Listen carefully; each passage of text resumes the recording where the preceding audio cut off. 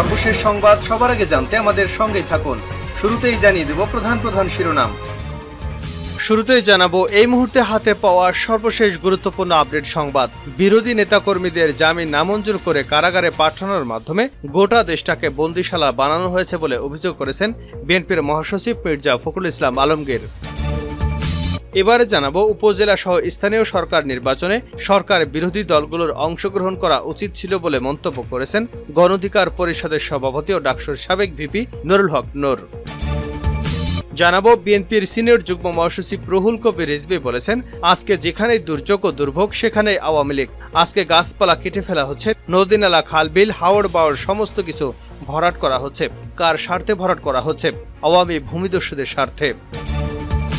এবারে থাকছে একটি তথ্যমূলক আলোচনা। আওয়ামী লীগের যারা সবচেয়ে বেশি পেয়েছেন তারাই দলীয় শৃঙ্খলা ভঙ্গ করেছেন। আওয়ামী লীগের ইতিহাস পর্যালোচনা করলে এমনটাই দেখা যায়। এ বিষয়ে থাকছে একটি বিস্তারিত আলোচনা, ভিডিওটি না টেনে দেখতে থাকুন। জানিয়ে দেব, জনকল্যাণের রাজনীতি বাদ দিয়ে অপকৌশল গ্রহণ করায় বিএনপি দিন দিন সাংগঠনিকভাবে আরও দুর্বল হচ্ছে বলে মন্তব্য করেছেন আওয়ামী লীগের সাধারণ সম্পাদক এবং সড়ক পরিবহন ও সেতুমন্ত্রী ওবায়দুল কাদের। এবং সর্বশেষ জানাবো আন্তর্জাতিক সংবাদ। এবার ইসরায়েলে রকেট হামলা চালিয়েছে হামাস। লেবানন থেকে এই হামলা চালানো হয়েছে। এক বিবৃতিতে হামাসের লেবানন শাখা জানিয়েছে, কিরিয়াত শোমোনা এলাকায় ইসরায়েলি সেনাবাহিনীর একটি ঘাঁটিতে রকেট হামলা চালানো হয়। ঘটনার সত্যতা নিশ্চিত করেছে ইসরায়েলের ডিফেন্স ফোর্স। বলা হয়েছে লেবানন থেকে 20টি রকেট নিক্ষেপ করা হয়েছে। এতক্ষণ শিরোনাম শুনছিলেন, এবার বিস্তারিত। প্রিয় দর্শক, আপনি যদি এই চ্যানেলে নতুন হয়ে থাকেন, ভিডিওটি দেখতে দেখতে চ্যানেলটি সাবস্ক্রাইব করে আমাদের সঙ্গে থাকুন। আর এই ভিডিও সম্পর্কে আপনি আপনার মূল্যবান মতামতটি কমেন্ট বক্সে জানিয়ে দিন। আর হ্যাঁ প্রিয় দর্শক, জানিয়ে দিন ভিডিওটি কোথা থেকে দেখছেন। গোটা দেশটাকে বন্দিশালা বানানো হয়েছে মির্জা ফখরুল। বিরোধী নেতাকর্মীদের জামিন নামঞ্জুর করে কারাগারে পাঠানোর মাধ্যমে গোটা দেশটাকে বন্দিশালা বানানো হয়েছে বলে অভিযোগ করেছেন বিএনপির মহাসচিব মির্জা ফখরুল ইসলাম আলমগীর। সোমবার দলের সহ দপ্তর সম্পাদক তাইফুল ইসলাম টিপু স্বাক্ষরিত এক বিবৃতিতে এই অভিযোগ করেন তিনি। বিভিন্ন মামলায় সাজাপ্রাপ্ত যুবদলের কেন্দ্রীয় সভাপতি সুলতান সালাউদ্দিন টুকুর জামিন নামঞ্জুর ও কারাগারে প্রেরণ, বিএনপি নির্বাহী কমিটির সদস্য এস.এম. ওবায়দুল হক নাসিরের জামিন নামঞ্জুর ও কারাগারে প্রেরণ এবং রাজশাহী জেলা যুবদলের যুগ্ম আহ্বায়ক সাদ্দাম হোসেনের জামিন নামঞ্জুর ও কারাগারে পাঠানোর ঘটনায় গভীর উদ্বেগ প্রকাশ করে গণমাধ্যমে এই বিবৃতিতে তিনি এসব কথা বলেন। বিবৃতিতে মহাসচিব বলেন, 7ই জানুয়ারি ডামি নির্বাচনের মাধ্যমে ক্ষমতা দখল করে আওয়ামী শাসক গোষ্ঠী এখন আরও বেশি মাত্রায় বেপরোয়া, কর্তৃত্ববাদ এবং জুলুমবাজ হয়ে উঠেছে। অবৈধ রাষ্ট্র ক্ষমতা টিকিয়ে রাখার জন্য বিএনপি এবং এর অঙ্গ ও সহযোগী সংগঠন সহ গণতন্ত্র মানা বিরোধী দল এবং ভিন্নমত পথের মানুষের উপর দমন পীড়নের খড়গ নামিয়ে এনেছে দখলদার সরকার। মিথ্যা ও বানোয়াট মামলায় অন্যায়ভাবে সাজাপ্রাপ্ত যুবদল সভাপতি সুলতান সালাউদ্দিন টুকুর জামিন নামঞ্জুর ও কারাগারে প্রেরণ, মিথ্যা মামলায় বিএনপি নির্বাহী কমিটির সদস্য এস.এম. ওবায়দুল হক নাসির, গতকাল কুড়িগ্রাম জেলা বিএনপির যুগ্ম সাধারণ সম্পাদক গুরুতর অসুস্থ সোহেল হুসাইন কায়কোবাদকে, জেলা বিএনপি সহ সাংগঠনিক সম্পাদক জামিল আহমেদ, পৌর বিএনপি সাধারণ সম্পাদক মহিউদ্দিন জাহাঙ্গীর বিপ্লব সহ আরও অনেকের জামিন নামঞ্জুর করে কারাগারে পাঠানোর ঘটনা চলমান আওয়ামী দমন পীড়নের ধারাবাহিকতা। তিনি বলেন, বিরোধী নেতাকর্মীদের কারাগারে পাঠানোর মাধ্যমে গোটা দেশটাকে বন্দিশালা বানানো হয়েছে। বর্তমানে দেশ থেকে আইনের শাসন সুশাসন উধাও হয়ে গেছে বলে গণতান্ত্রিক সংগ্রামে অংশগ্রহণরত নেতাকর্মীরা ন্যায় বিচার থেকে বঞ্চিত হচ্ছেন। দেশে এক সর্বগ্রাসী অরাজকতা ডালপালার বিস্তার লাভ করেছে। আওয়ামী অবৈধ শাসক গোষ্ঠী তাদের দুঃশাসন প্রলম্বিত করতে শহর থেকে গ্রাম সর্বত্র ভীতি এবং আতঙ্ক ছড়িয়ে দিচ্ছে। স্থানীয় নির্বাচনে বিরোধী দলগুলোর অংশ নেওয়া উচিত ছিল ভিপি নূর। উপজেলা সহ স্থানীয় সরকার নির্বাচনে সরকার বিরোধী দলগুলোর অংশগ্রহণ করা উচিত ছিল বলে মন্তব্য করেছেন গণ অধিকার পরিষদের সভাপতি ও ডাকসুর সাবেক ভিপি নুরুল হক নূর। সোমবার দুপুরে চাঁপাইনবাবগঞ্জে গণতন্ত্র পুনরুদ্ধারে নাগরিক সমাজের ভূমিকার শীর্ষক আলোচনা সভায় এ মন্তব্য করেন তিনি। স্থানীয় টাউন ক্লাব মিলনায়তনে এই আলোচনা সভার আয়োজন করে গণ অধিকার পরিষদ চাঁপাইনবাবগঞ্জ জেলা শাখা। প্রধান অতিথির বক্তব্যে ভিপি নূর বলেন, উপজেলা নির্বাচন উপহাসে পরিণত হয়েছে। যদিও আমি মনে করি বিরোধী দলগুলোর সম্মিলিতভাবে উপজেলা সহ স্থানীয় সরকার নির্বাচনে অংশগ্রহণ করা উচিত ছিল। নির্বাচন বর্জন করায় বিনা যুদ্ধে রাজ্য দখল করে নিচ্ছে তারা। নূর আরও বলেন, ফ্যাসিবাদের পতন মুহূর্তের মধ্যে হবে। দেশের স্বাধীনতার সার্বভৌমত্বকে রক্ষা করার জন্য তরুণ যুবকদের এগিয়ে আসতে হবে। এতদিন অনেক রথী মহারথীরা জোট গঠন করেছেন, ফ্রন্ট গঠন করে জাতির সর্বনাশ করেছেন। তারা দেশ ও জনগণের মুক্তি এনে দিতে পারেনি। যেখানেই দুর্যোগ দুর্ভোগ সেখানেই আওয়ামী লীগ রিজভি। বিএনপির সিনিয়র যুগ্ম মহাসচিব রুহুল কবির রিজভি বলেছেন, আজকে যেখানেই দুর্যোগ এবং দুর্ভোগ সেখানেই আওয়ামী লীগ। আজকে গাছপালা কেটে ফেলা হচ্ছে, নদীর নালা, খালবিল, হাওড় বাওড় সমস্ত কিছু ভরাট করা হচ্ছে। কার স্বার্থে ভরাট করা হচ্ছে? আওয়ামী ভূমিদস্যুদের স্বার্থে। সোমবার বিকেলে এক মিছিল শেষে সংক্ষিপ্ত বক্তব্যে তিনি এসব কথা বলেন। জাতীয়তাবাদী যুবদলের কেন্দ্রীয় সভাপতি সুলতান সালাউদ্দিন টুকুকে মিথ্যা মামলায় জামিন বাতিল করে কারাগারে প্রেরণের প্রতিবাদে যুবদলের উদ্যোগে তাৎক্ষণিক এই বিক্ষোভ মিছিল পালিত হয়। যুবদলের কেন্দ্রীয় সাধারণ সম্পাদক আব্দুল মুনাইম মুন্নার নেতৃত্বে নয়াপল্টনে বিএনপির কেন্দ্রীয় কার্যালয়ের সামনে বিক্ষোভ মিছিল এবং সমাবেশ হয়। রুহুল কবির রিজভি বলেন, প্রচণ্ড তাপপ্রবাহে শিশুরা মারা গেছে, মহিলাসহ প্রায় 20 জন মারা গেছেন। প্রধানমন্ত্রীর কি দায় নেই?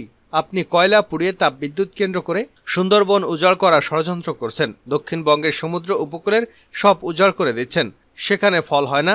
এটা তো আপনার কারণ। যেখানে দুর্নীতি এবং লুটপাট সেখানেই আওয়ামী সরকার। আজকে ব্যাংক, বিমা সর্বত্র হরিলুট চলছে। আর্থিক প্রতিষ্ঠানগুলো ফাঁকা হয়ে গেছে। বিদ্যুতের লোডশেডিংয়ে মানুষ অতিষ্ঠ, তারা নাকি বিদ্যুতে স্বয়ংসম্পন্ন। তিনি বলেন, মনে রাখতে হবে, থুতু দিয়ে ইটের দালান গড়া যায় না, যেটা শেখ হাসিনা করেছেন গত কয়েক বছর ধরে। আজকে দেশে কর্মসংস্থান নেই, চারিদিকে শুধু হাহাকার আর আহাজারি। সেই পরিস্থিতিতে আল্লাহর অভিশাপ, এই ভয়ঙ্কর অগ্নিবর্ণরূপ বাংলাদেশের প্রকৃতি। এরই মধ্যে গণতন্ত্রকে ধ্বংসের নীলনকশা থামছে না। সেজন্য যুবদল সভাপতি সুলতান সালাউদ্দিন টুকুকে কারাগারে পাঠানো হলো। এর আগে অনেক নেতাকে কারাগারে পাঠানো হয়েছে। রিজভি বলেন, আজকে আমরা একটি মিছিল নিয়ে গেলে বাম ডানে পুলিশ বাধা দেয়, কারণ আমরা অন্যায়ের প্রতিবাদ করছি। আজকে প্রতিবাদও করা যাবে না, মত প্রকাশের স্বাধীনতাও নেই। এই ব্যাংক লুটেরা এবং ভূমিদস্যুদের তো বাধা দেন না, এই দায়িত্ব তো আইন শৃঙ্খলা রক্ষাকারী বাহিনীর। অথচ আপনারা গণতন্ত্রকামী মানুষকে বাধা দেন। তাদের মিছিল দেখলেও, স্লোগান শুনলে আপনারা বাধা দেন। আমি অবিলম্বে সুলতান সালাউদ্দিন টুকুর মুক্তি দাবি করছি, অন্যথায় প্রতিটি আঘাত আপনাদের দিকে ফিরে যাবে। অন্যায় অবিচার না থামালে আপনাদের দিকেই ফিরে যাবে। আওয়ামী লীগে যারা বেশি পেয়েছেন তারাই শৃঙ্খলা ভঙ্গ করেছে। আওয়ামী লীগের ইতিহাস পর্যালোচনা করলে দেখা যায়, অধিকাংশ ক্ষেত্রেই আওয়ামী লীগের যে সমস্ত নেতারা যোগ্যতার চেয়ে অতিরিক্ত পেয়েছেন তারাই দলের শৃঙ্খলা ভঙ্গ করেছেন, দলের ক্ষতি করার চেষ্টা করছেন, দলের নেতৃত্বের বিরুদ্ধে ষড়যন্ত্র করছেন। যুগে যুগে আওয়ামী লীগের জন্য একটি বাস্তবতা, খন্দকার মোশতাক কখনোই আওয়ামী লীগের এত বড় নেতা হওয়ার কথা ছিল না। যোগ্যতার বাইরে বঙ্গবন্ধু তাকে সামনের দিকে এনেছিলেন এবং খুনি মোশতাক তার চরম বিশ্বাসঘাতকতার মাধ্যমে তিনি প্রমাণ করেছেন যে অযোগ্যরা সবসময় বিশ্বাসঘাতক হয়। সবাই মোশতাকের মতো বড় মাপের বিশ্বাসঘাতক না হলেও বিভিন্ন সংকট দেখা গেছে। আওয়ামী লীগে যারা অযোগ্য, আওয়ামী লীগে যারা যত বেশি পেয়েছেন তারাই দলের শৃঙ্খলার প্রতি ততটা বুড়ো আঙুল দেখিয়েছেন। ১-১১ সময় হঠাৎ করে বড় হয়ে যাওয়া নেতারাই আওয়ামী লীগের জন্য সবচেয়ে বড় বিপদের কারণ হয়ে গিয়েছিল। আর এবার উপজেলা নির্বাচনে আওয়ামী লীগ সভাপতি যখন নির্দেশ দিয়েছিলেন যে মন্ত্রী এমপিদের আত্মীয় স্বজনরা নির্বাচনে প্রার্থী হতে পারবে না, তখন সেই সিদ্ধান্ত যারা লঙ্ঘন করেছে তাদের একটি বড় অংশই হলো অনেক বেশি পাওয়া আওয়ামী লীগের নেতারা। আমরা যদি এবারের উপজেলা নির্বাচনে আওয়ামী লীগের যে সমস্ত মন্ত্রী এবং এমপিরা দলীয় সিদ্ধান্ত লঙ্ঘন করেছেন তাদের হিসাব খতিয়ে দেখি, তাহলে দেখব যে বেশিরভাগই আছেন যারা অনেক বেশি আওয়ামী লীগ থেকে পেয়েছেন। এদের মধ্যে ডক্টর আব্দুর রাজ্জাক আওয়ামী লীগে যোগদান করেছেন 2000 সালের দিকে। যোগদান করেই তিনি মনোনয়ন পেয়েছেন, নির্বাচন করেছেন, আওয়ামী লীগের কেন্দ্রীয় নেতৃত্ব পেয়েছেন। 2009 সালে তিনি মন্ত্রী ছিলেন, 2018 সালে তিনি মন্ত্রী ছিলেন এবং প্রেসিডিয়াম সদস্য হিসেবেও তিনি এখন দায়িত্ব পালন করছেন। এত অল্প সময়ের মধ্যেও আওয়ামী লীগে এত কিছু পেয়ে যাওয়া নিঃসন্দেহে সৌভাগ্যের ব্যাপার। আর এই সৌভাগ্যের প্রতিদান তিনি দিলেন আওয়ামী লীগ সভাপতির নির্দেশ অমান্য করে, তার খালাতো ভাই হারুনা রশিদ হিরণকে উপজেলা নির্বাচনে প্রার্থী করে। শাহজাহান খান আরেকজন যিনি আওয়ামী লীগে এসে প্রাপ্তির ঝুড়ি পূর্ণ করেছেন, তিনি আওয়ামী লীগের প্রেসিডিয়াম সদস্য ও মন্ত্রী হয়েছেন। আওয়ামী লীগের দাপুটি নেতা হিসেবে তিনি পরিবহন সেক্টরে আধিপত্য দখল করে রেখেছেন। আর এবার নির্বাচনে তিনি তার ছেলে আসিফুর রহমান খানকে প্রার্থী করেছেন। ইকরামুল করিম চৌধুরী সেই বিরল ভাগ্যবান আওয়ামী লীগের নেতা যিনি আওয়ামী লীগের সাধারণ সম্পাদকের বিরুদ্ধে কথা বলে এবং স্থানীয় এলাকা দখলে সাধারণ সম্পাদকের বিরুদ্ধে অবস্থান নিয়েও আওয়ামী লীগের সভাপতির আপাত্ত স্নেহের কারণে এখনও রাজনীতিতে টিকে আছেন। আর তার প্রতিদান তিনি দিলেন দলের সিদ্ধান্ত লঙ্ঘন করে তার ছেলে আথার ইশরাক ওরফে শাবাব চৌধুরীকে সুবর্ণচর উপজেলা নির্বাচনের প্রার্থী দিয়ে। শাহদারা মান্নান আওয়ামী লীগের প্রয়াত নেতা কৃষিবিদ মোহাম্মদ আব্দুল মান্নানের সহধর্মিণী। কৃষিবিদ আব্দুল মান্নান ১-১১ সময় সংস্কারপন্থী ছিলেন। বাংলাদেশে ৭৫ পরবর্তী রাজনীতিতে শেখ হাসিনা যাদেরকে টেনে তুলে পথ প্রদীপে এনেছেন তাদের মধ্যে ছিলেন প্রয়াত আব্দুল মান্নান অন্যতম। আর 2006 সালে সংস্কারপন্থী হওয়ার পরও শেখ হাসিনা তাকে বগুড়া থেকে মনোনয়ন দিয়েছিলেন এবং আওয়ামী লীগে তিনি কিছুটা কোণঠাসা থাকলেও দল থেকে তাকে বহিষ্কার করা হয়নি, বরং তার মৃত্যুর পর তার স্ত্রী শাহদারা মান্নানকে মনোনয়ন দিয়ে শেখ হাসিনা তার প্রতি সহানুভূতি দেখিয়েছেন। আর সেই সহানুভূতির পুরস্কার হল শাহদারা মান্নানের ছেলে সাখাওয়াত হোসেনকে উপজেলা নির্বাচনে প্রার্থী হয়েছেন। বাংলাদেশে যদি সৌভাগ্যবান কোনো আওয়ামী লীগার থাকে তার মধ্যে অন্যতম হলেন আহমা মোস্তফা কামাল। তিনি অর্থমন্ত্রী হিসেবে শুয়ে বসে দিন কাটিয়েছেন। তবু শেখ হাসিনা তার সব অত্যাচার সহ্য করেছেন। অর্থনীতির 12টা বাজানোর পরও আহমা মোস্তফা কামালকে মন্ত্রিসভা থেকে বের করে দেওয়া হয়নি। আর তার পুরস্কার তিনি দিয়েছেন দলের সিদ্ধান্ত লঙ্ঘন করে। তার আপন ছোট ভাই এবার উপজেলা নির্বাচনে প্রার্থী হয়েছেন।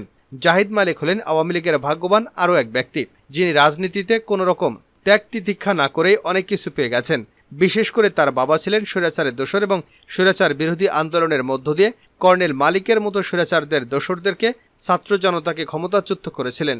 সেই কর্নেল মালিক পরবর্তীতে আওয়ামী লীগে যোগদান এবং তার সূত্রে জাহেদ মালিক আওয়ামী লীগের মনোনয়ন পান মানিকগঞ্জ থেকে। তিনি 2014 সালে প্রতিমন্ত্রী এবং 2018 সালে পূর্ণমন্ত্রী হয়েছেন, যিনি এখন আওয়ামী লীগের জাতীয় কমিটিরও সদস্য। অথচ তিনি কিনা দলের সিদ্ধান্ত লঙ্ঘন করে তার ভাইকে উপজেলা নির্বাচনে প্রার্থী করেছেন। এরকম তালিকা অনেক দীর্ঘ। যারাই যত বেশি সুযোগ পেয়েছেন তারা তত বেশি দলের শৃঙ্খলার বিরুদ্ধে অবস্থান নিয়েছেন। এটাই আওয়ামী লীগের একটি বড় ট্র্যাজেডি। সর্বশেষ জানাবো আন্তর্জাতিক সংবাদ। ইসরায়েলে হামাসের রকেট হামলা। ইসরায়েলে রকেট হামলা চালিয়েছে হামাস। লেবানন থেকে এই হামলা চালানো হয়েছে।